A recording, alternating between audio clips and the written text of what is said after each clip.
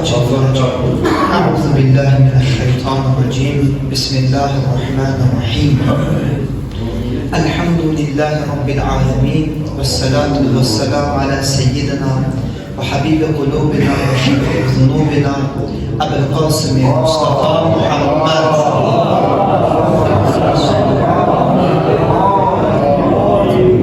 واللعنة الله على أعدائهم أجمعين من الآن إلى قيام يوم الدين نحمده ونستعينه بسم الله الرحمن الرحيم السلام عليكم ورحمة الله. Aleykümselam. Her birinize Allah'ın Teala'nın salamı olsun. Allah edilen itaat ve ibadetleri inşallah ki en âli derecede kabul etsin. Ben əvvəlcə Hacıya təşəkkür edirəm və Allah Müteala'dan istəyirəm ki, Allah Müteal bizə bu məclislərin hər bir zaman əcrini bizim həyatımızda hiss etməyimizə inşallah ki, hər zaman imkan versin və hər zaman inşallah ki, bu və bunun kimi məclislərdə iştirak etmək nəsibimiz olsun. Xanım Zəhra salamullahi aleyha barəsində danışarkən bu mövzunun elə bir mövzu olduğuna əvvəlcə etiraf etmək lazımdır ki, biz sadəcə bu mövzunun həndəvərində nəsə söz deyə bilərik. Amma Xanım Zəhra salamullahi aleyha Qədr surəsinin misalında olduğu kimi həqiqi şəxsiyyətinin tanınması və bilinməsinin qeyri-mümkün olduğu bir insandır. Yəni, bir şeyi biz tərif edərkən gərək həmin tərif etdiyimiz şeyin barəsində tam məlumatlı olaq ki, onu tanıda bilək. Amma Xanım Zəhra salamullahi aleyha digər məsumlarımız kimi vəsfin özündən üstün olduğu üçün onu bizim vəsf etməyimiz qeyri-mümkündür. Çünki o vəsfin özündən üstündür. Vəsfin özündən üstün olan bir insanı tərif etmək qeyri-mümkündür. Əvvəl bunu deməliyik. Qur'an-ı Kərimin nəzərində Qur'an Xanım Zəhra salamullahi aleyha barəsində danışarkən Peyğəmbər sallallahu mübahilə günü Nəcran xristiyanlarını mübahiləyə dəvət etdiyi zaman buyurur ki, وَعَبْنَعَنَا وَأَنْفُسَكُمْ وَنِسَعَنَا وَنِسَعَكُمْ وَأَنْفُسَنَا وَأَنْفُسَكُمْ Mən öz oğullarımı, siz öz oğullarınızı, biz öz xanımlarımızı, siz öz xanımlarınızı, biz özümüzü, siz də özünüzü gətirin. Həmin ayənin misdaqında xanımlardan məqsəd hər birimiz bilirik ki, Xanım Zəhra salamullahi aleyha. Biz bir qədər təxsis, yəni Xanım Zəhra salamullahi aleyhanın xüsusiliyi barəsində danışmalıyıq. Xüsusiliyi barəsində danışdıqdan sonra bizim mövzumuzun ki, mətləbimizin ki, məqsədi var, həmin məqsədə gətirib çıxaracaq söhbəti. Allah'ın izniyle. Quran-ı Kerim Əhzab surəsində buyurur ki, Bismillahirrahmanirrahim İnnellezîne yu'zûnallâh ve rasûleh ve le'anehumullâh fid-dunya vel-âhireh. Ve sonra da buyuruyor ki وَاَعَدَّ لَهُمْ عَذَابًا مُقِيمًا. Allah Teala Quran-ı Kerim'de buyuruyor ki Allah'ı ve onun Resulünü incidenleri Allah dünya ve ahirette lanet edin. Ardıyca da buyurur ki ve onları her zaman ahirette de yani har edici bir azap gözlüyor. Əlbəttə, ayəyə diqqət etdikdə kiminsə Allah-u Teala incitməyi mümkündür. Mümkün deyil ki, burada bir məcaz var. Məcaz ondan ibarətdir ki, yəni Allah-u Teala Peyğəmbər sallallahu məqamı barəsində insanlara xəbər verərkən bildirir ki, yəni kim əgər Peyğəmbər sallallahu incitmiş olsa, o mənəvi baxımdan məcaz olsa da Allah-u Teala incitmiş olur. Və kim ki Allah-u Teala qarşı, onun aləmlərə rəhmət olan ilahi elçisinə qarşı nalayiq davranış göstərsə, onda bu dünyada və ahirətdə Allah ona lənət edir. Bu ayəni niyə gətirdi? Əhl-i Sünnənin böyük alimlərindən olan Hakim Ən-Nisaburi özünün Əl-Mustadrak Əl-Sahihinində bir hədis gətirir ki, buyurur ki, Həzrət Peyğəmbər sallallahu Xanım Zəhra salamullahi aleyhaya belə dedi. Dedi ki, ey Fatimə, Allah sənin qəzəbinlə qəzəblənir, sənin razılığınla razı olur. Yəni sən qəzəbləndiyin zaman Allah da qəzəblənmiş olur. Və sən razı olduğun zaman Allah da razı olmuş olur. Bu ayənin misdaqında məlum olur ki, əlbəttə Peyğəmbər sallallahu da xanım Zəhra sallallahu əleyhaya buyurdu ki, Fatimə mənim canımın bir parçasıdır. Onu incidən mən incidir. Bu kəlamlar onu göstərir ki, kim ki xanım Zəhra sallallahu əleyhanı incitməyə çalışıbsa, dolayısı yolla və yaxud elə birbaşa o Peyğəmbər sallallahu özünü incitmiş olur. Və Peyğəmbər sallallahu özünü incitməyə çalışan şəxs bu qəsdlə artıq Allah-u Teala incitməyə çalışır. Ki onun əvəzi və cəzası da bəllidir. Amma maraqlıdır ki, bu qədər biz Peyğəmbər sallallahu canının bir parçası olan xanım Zəhra sallallahu əleyhanı görməmişik. Amma Peyğəmbər sallallahu dövründə və ondan sonraki bir müddət ərzində Peyğəmbərin əmanəti və reyhanəsi olan xanım Zəhranı həmin dövrün insanları görmüşdülər. Əgər biz əsrlər keçdiyi halda belə xanım Zəhra sallallahu əleyhanın məqam və dərəcəsinin üstünlüyü barəsində danışırıq. Az da olsa biliriksə ki, bu xanım xanımlar xanımıdır. Ən üstün xanımdır. Burada ağıl insandan tələb edir ki, əlbəttə ki, həmin dövrdə yaşayanlar bunu ən az bizim qədər, ən çox da bizdən daha yaxşı bilirdilər. Bilirdilər ki, xanım Zəhra sallallahu əleyha Allah-u Teala İnna a'taynakal kevser, Kövsər deyə Peyğəmbər sallallahu əta etmiş olduğu həmin Kövsərdir. Bu qədər xüsusiləşdirməyə rəğmən Peyğəmbər sallallahu gözəllik və yaxşılıq əgər insan olsaydı o Fatimə olardı. Hətta qızım Fatimə kök, şərəf və nəsil baxımından ondan, yəni gözəllikdən və yaxşılıqdan daha üstündür dediyi halda, qızım Fatimə xanımlar xanımıdır, bəşəriyyətin ən üstün xanımıdır dediyi halda, necə oldu ki, həmin cəmiyyət həmin xanıma qarşı nalayıq davranmış oldu?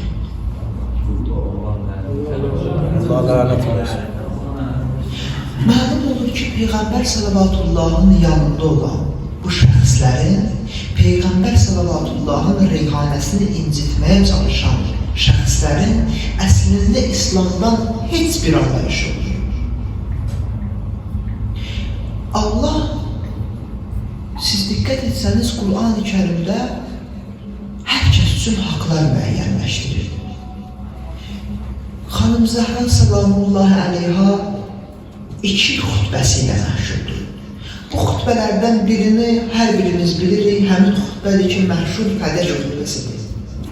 Həmin Fədək xütbəsində xanım Zəhra sallallahu əleyha dəlillər gətirir. Məsələn, deyir ki, birinciyə amin inşallah, Allah hər birinə lənət eləsin. Bildirir ki, bəs necə olur ki, Allahın kitabında sənin üçün haqq var, amma mənim üçün haqq yoxdur. Yox, əgər sən iddia edirsənsə ki, Peyğəmbərlər özlərindən sonra irs qoymazlar, bəs axı Allah-u Teala Qur'an-ı Kərimin Nəhl surəsinin 21-ci ayəsində buyurur ki, وَوَرِثَ سُلَيْمَانُ دَاوُدُ Süleyman Davuddan irs apardı. Necə olur ki, Süleyman, Həzreti Süleyman əleyhissalam istər elmi, istər malı irs apara bildiyi halda Həzreti Davuddan mən necə öz atamdan irs apara bilmirəm? Bu necə olur? Yaxşı, bunu əgər biz bu ayəni biliriksə, həmin dövrdə yaşayan insanlar bunu bilmirdi. Xüsusən də Əhl-i Beyt əleyhissalamın haqqını qəsb etməyə çalışan şəxslər bundan hali deyildi, xəbərlər yoxdur. Hamıdan daha yaxşı bilirdilər. Bəzən bilmək kifayətlənməyə səbəb olur. Bilməyə nə var ki, hamı bilirdi də. Bilmək bir rol oynamır. Əgər praktiki olaraq sən bu bilməyə əməl etmirsənsə, sən Qur'an-ı Kərimi ola bilər ki, İbn-i Mülcəm qədər bilməyəsən. Yəni bu bilmək, əgər praktikada əməldə özünü göstərmirsə, onda əməldə özünü əksinə göstərəcək. Onda sən gedib bu niyyətlə Əmir-el-Müminin başına zərbə də vura bilərsənsə, bu qura bilərsən ki, düşünərsən ki, mən bunu əksinə elə Qədr gecəsində edirəm ki, savabı çox olsun. Demək, insan məlumatlı olmaqdan daha çox məlumata əməl etməyə ehtiyaclıdır. Biz bu dəlilləri gətiririk, bu dəlillər bizim üçün dəlildir. Ola bilər biz bunu ilk dəfə eşitdik. Amma həmin dövrdə yaşayan insanların hər biri bu dəlilləri bilirdi. Nə olsun onu, bilmək bir yolu eləmədi. Xanım Zəhra sallallahu əleyha Fədək xutbəsində deyir ki, Allah-u Teala nizam və intizam olsun deyə, parçalanma olmasın deyə bizə itaəti vacib edir. Və Allah bizim imamətimizi insanların amanda qalması üçün vacib edir. O ki, bir söz deyirsiniz, deyir ki, biz bir qism insan heç Qurandan xəbər yoxdur da, deyir ki, biz Allah deyir ki, Quran-ı Kərimdə təfriqə düşməsin, parçalanmayın. Əhl-i Beyt əleyhissalam o təfriqənin düşməməsi üçün yeganə sütundur. Ki, tufana düşməmək üçün o sütundan yapışaq. Quran ki deyir, وَعَتَسِمُوا بِحَبْلِ اللّٰهِ جَمِيعًا وَلَا تَفَرَّقُوا Allah'ın ipindən möhkəm yapışın və parçalanmayın. Allah'ın bir ipi olmaz ki. Bir kısım adam ki deyir, məcazla hər şey qəbul edir, Allah'ın əhli var. Bu insanların dindən xəbər yoxdur ki, Allah'ın ipində mənaları Əhl-i Beyt əleyhissalamdır. Allah bu ailəyə itaəti vacib buyurur ki, insanlar zəlalətə və azğınlığa düşməsinlər. Amma çox təəssüf ki, insanlar bunun qədrini bilməməklə yanaşır. Bu ailəyə itaətin əvəzinə bir çox hallarda onlara qarşı itaətsizlik göstərməklə özlərini nicatdan məhrum etmiş oldular. Hələ bu azmış kimi bir var insan zəlalətə düçar olsun haqqı bilmədiyi halda, bir də var haqqı bildiyi halda bilir ki, bilmir, amma yenə də haqqı bilir nədir, amma haqqı əda etməmək şəklində zəlalətə düşəsən. Birincinin düzəlmə şansı var, bilmir, günlərin bir günü biləcək və düzələcək. Bir adam ki, əgər görmək istəmirsə, bu İbn Sinanın sözü deyir ki, heç bir adam görmək istəməyən biri qədər kör deyil. Bir adam görmürsə, ola bilər ki, bir gün görər. Bir adam görmək istəmirsə, onun görmək imkanı yox. Çünki görmək istəmir. Ona necə kömək edə bilərsin? Ağa İmam Sadiq əleyhissalam bir gün Əbu Hənifəyə dedi ki, mən eşitmişəm ki, sən Qur'anı öz rəyinlə təfsir edirsən. O da dedi ki, bəli, belədir. İmam Sadiq əleyhissalam ondan soruşdu ki, əgər elədirsə, sən öz ağlınla Qur'anı təfsir edirsənsə, Qur'an Ali İmran surəsinin 97-ci ayəsində buyurur ki, Fihi ayətun bəyyinat. Deyir, orada açıq, aşkar nişanələr var. Məqam-ı İbrahim, həcdən söhbət gedir. İbrahim məqamı var. Və mən dəxələhu kənə amina. Kim əgər o məqama daxil olsa, amanda qalar. Soruşdu ki, bu ayəni necə təfsir edirsən? Bu ayədən belə məlum olur ki, kim əgər İbrahim məqamına daxil olmuş olsa, o amandadır. Və məna olaraq oxuyanda biz bunu anlayırıq. Əbu Hənifə dedi ki, bəli, belədir. Yəni, kim İbrahim məqamına daxil olsa, amandadır. İmam Sadiq əleyhissalam buyurdu ki, onda necə oldu ki, Həccacın əskərləri İbn Zübeyri həmin Kəbəyə sığınmış halda öldürdülər. Axı, ayə deyir ki, orada daxil olan amandadır, necə oldu amanda ola bilmədi? Bu ayənin mənası onda nə oldu? İmam Sadiq əleyhissalam sonra ayəni açıqladı. Açıqladı ki, burada məqamdan məqsəd, bəli, İbrahim məqamı öz yerində. Amma bu ayənin Quran-ı Kərim özü açıqlayır ki, Quran-ı Kərimin möhkəm və mütəşabih ayələri var. Möhkəm odur ki, onun mənasını hər birimiz bilirik. Amma burada uşaq belə olsa, biraz tarix oxusa görər ki, əgər Allah deyirsə ki, kim bu məqama daxil olsa və mən dəxələhu kənə amina, o amanlıq içərisindədir. O bir tərəfindən də mən İslam tarixini açım oxuyum, görüm ki, orada adam öldürdülər, ayəyə düz gəlmir. İmam Sadiq əleyhissalam deyir ki, həmin məqamda məqsəd bizim vilayətimizdir. Həmin amanda qalmaqdan məqsədsə, kim bizim vilayətimizə sığınmış olsa, o amanda qalmış olur. hekayənin bir zahiri var, bir də batini var. Zahirən gördüyümüz kimi deyil ki, hər şey.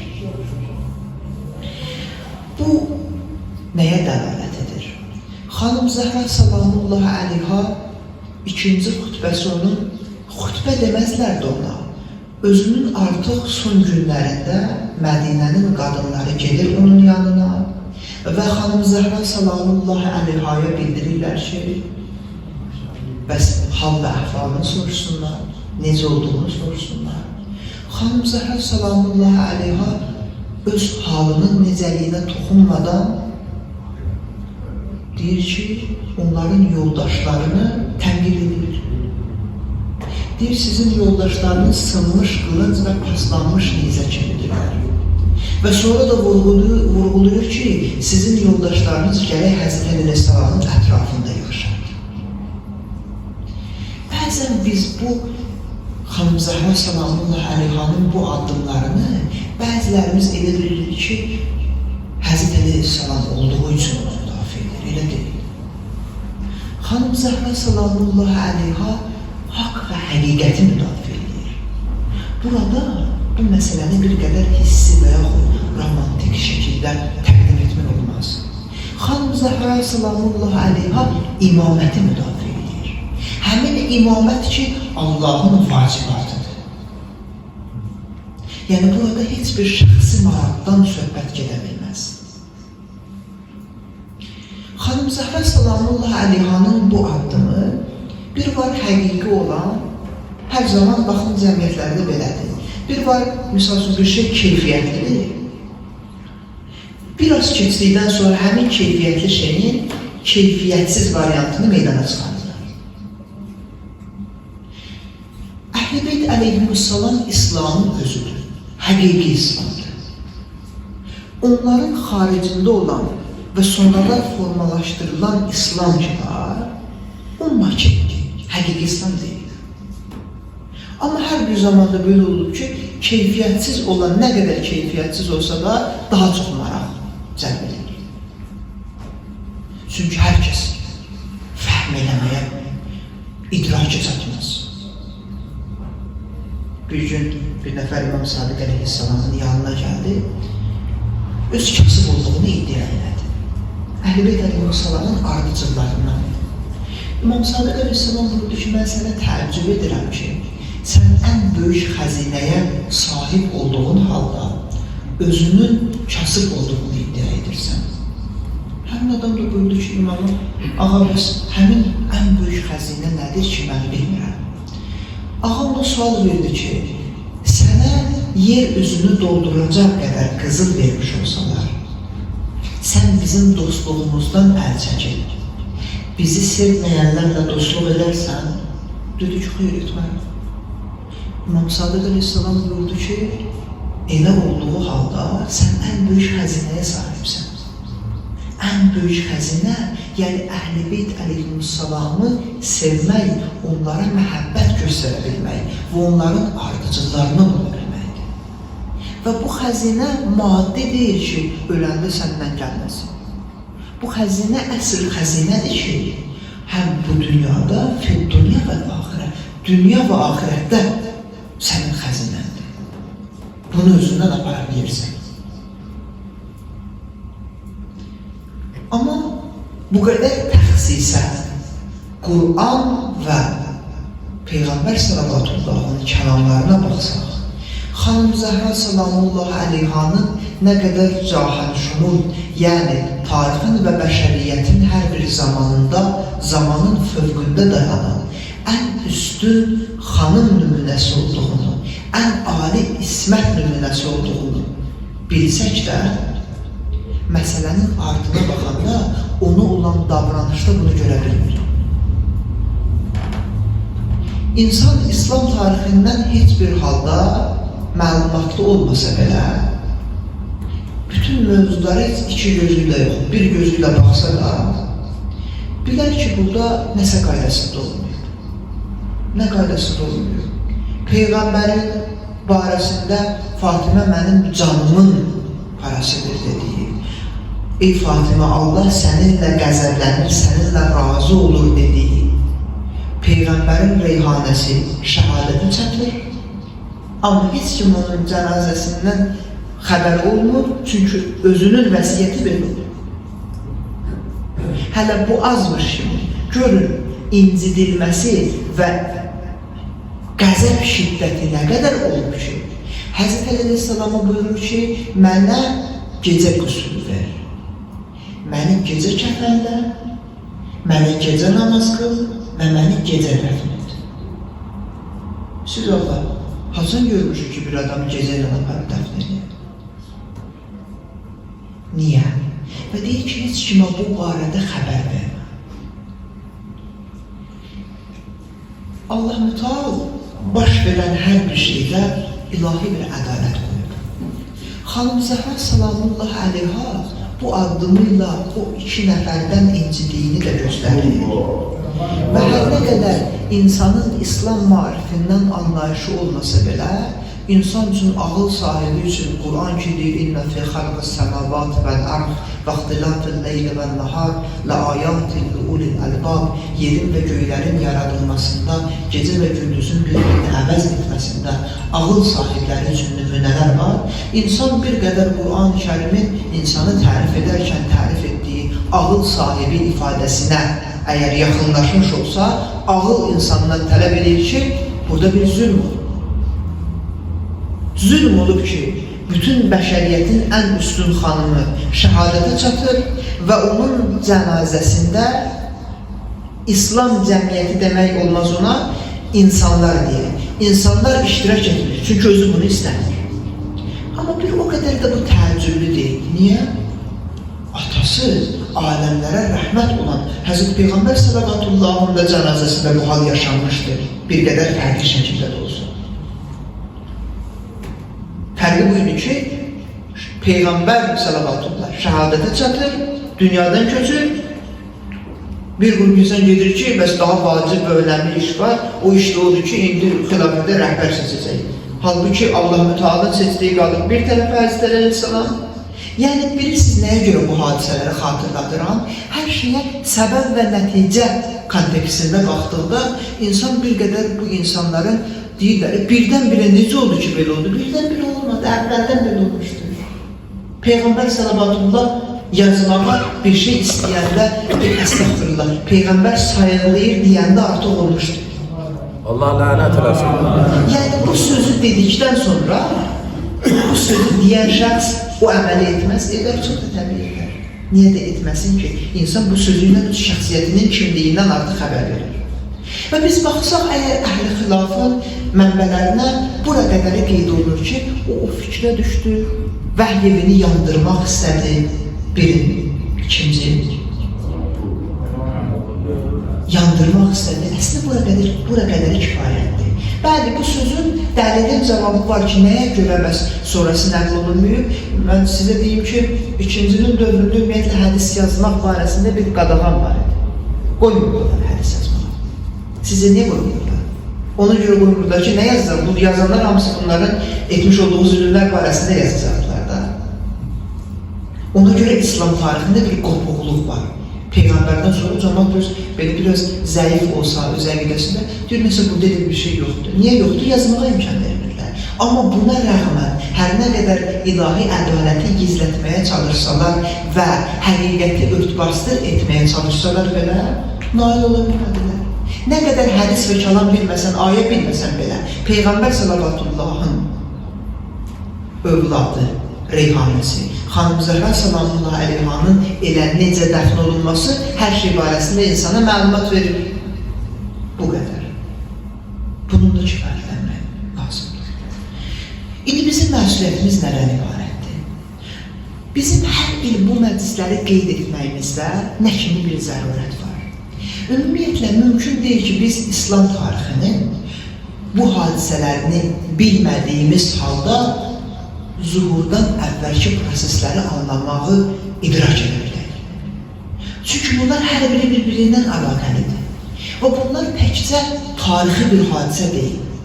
Xanım Zəhra sallallahu əleyhanın şəhadəti tarixi bir hadisə oldu, bununla da çərçivələndi, elə deyil. Niyə elə deyil? Əgər bir hadisə baş verdiyi zamandan bəri hər bir şeyə təsir edirsə, haqq və batilin mizanıdırsa, haqq budur, bunun xaricində olan batildir, demək bu təkcə tarixi hadisə deyil. Necə ki, Kərbala hadisəsi barəsində biz bunu bilirik. Bu, tarixi hadisə demək, bunun örtübastır etmək demək olar. Amma bizim məsuliyyətimiz ondan ibarətdir ki, indi Allah inşallah ki, hər bir zaman sizdən qəbul etsin. Hər hafta ki, inşallah bundan sonra da mütəmadi olaraq 6-cı gündə inşallah ki, İmam Zaman gecəsi olacaq. Elə İmam Zamanı tanımağa bağlıdır. Və Allahın iznə inşallah ki, çox da ümid var ki, bundan sonraki zamanda da inşallah gəlib və iştirak edərik İmam Zamanı tanımaq üçün. Bizim zuhur dedikdə bu prosesləri anlamaq üçün əvvəldən sona anlamalıyıq. Və bir çox xəbərlərdə var ki, hədislərdə Xanım Zəhra sallallahu əleyhanın həqiqi kimliyi zuhur ərəfəsində bəlli olacaq. Bunlar bir-birindən əlaqəlidir. Niyə görə? Çünki indiki cəmiyyətin həqiqi cəmiyyət olmadığı üçün Xanım Zəhra sallallahu əleyhanı ümumiyyətlə anlaması mümkündür. Bir var cəmiyyət, bir var toplum. Toplum budur ki, 5 nəfər yığışıb bir yerə, bunların cəmiyyət olması demək deyil. Cəmiyyət odur ki, bir hədəf və məqsəd üzərində birləşən 2 nəfər də olsa cəmiyyət ola bilər.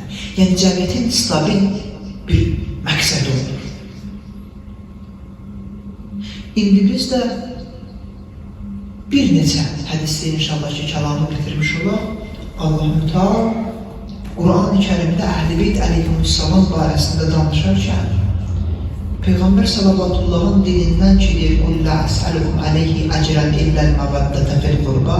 İnsanlara deyir ki, mən bütün risalətimin əvəzində sizdən sadəcə qohumlarıma məhəbbət istəyirəm.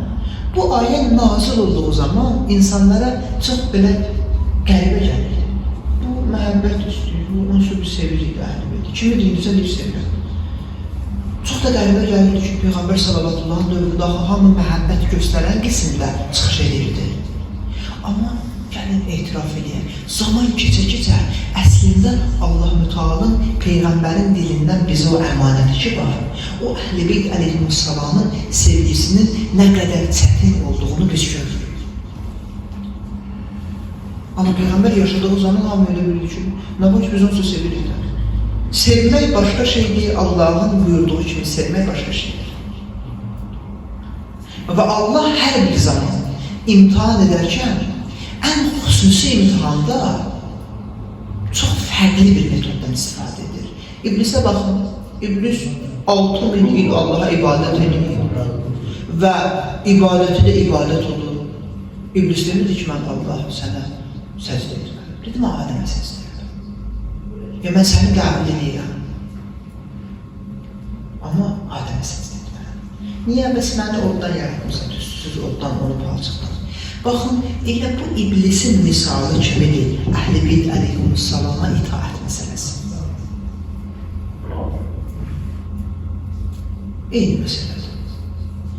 Ona görə İmam Sadiq əleyhissalam buyurdu ki, Qədirxunda Həzrət əleyhissalamın imamətini qəbul edən şəxslər Adəmə səcdə edən mələklər misalındadır.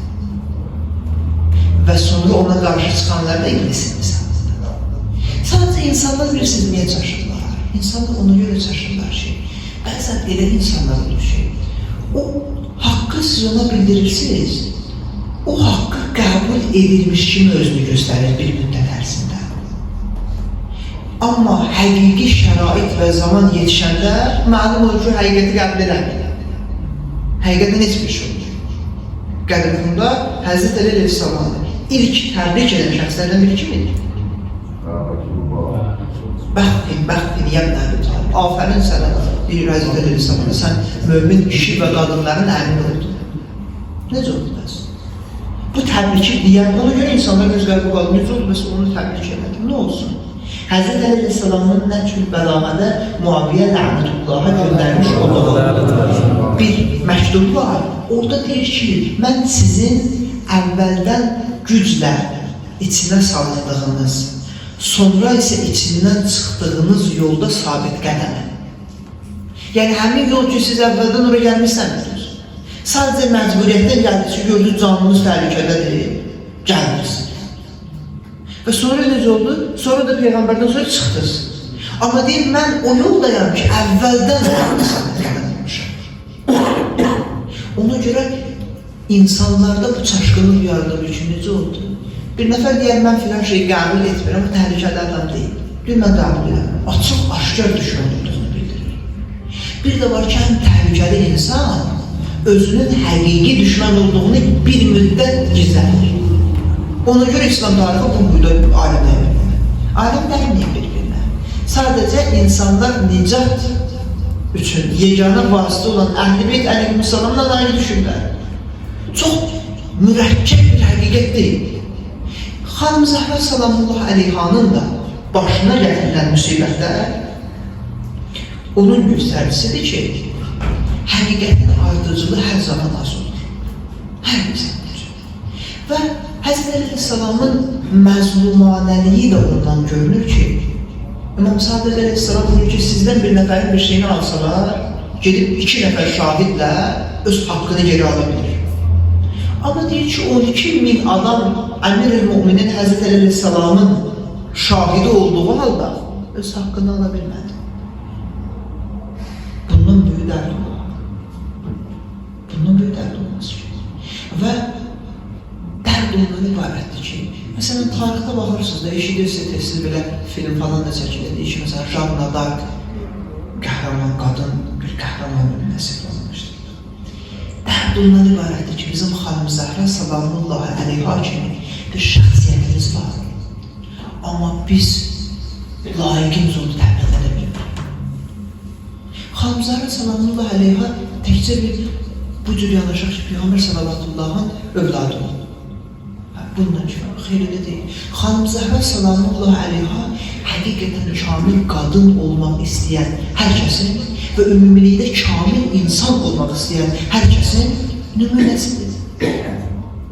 Və xanım Zəhra salamullah əleyha qadın deyirlər, məsələn, qadın hüquqları, kamil qadının nümunəsidir.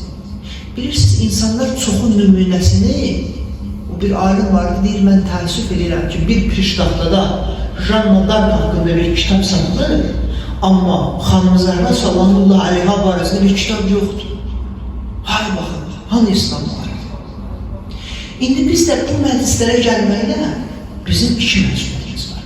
Birinci məsuliyyətimiz budur ki, biz bu məclislərdə Əhl-i Beyt əleyhissalamı olan məhəbbətimizi iqrar edirik. Mən səni sevirəm də işləyəcəm.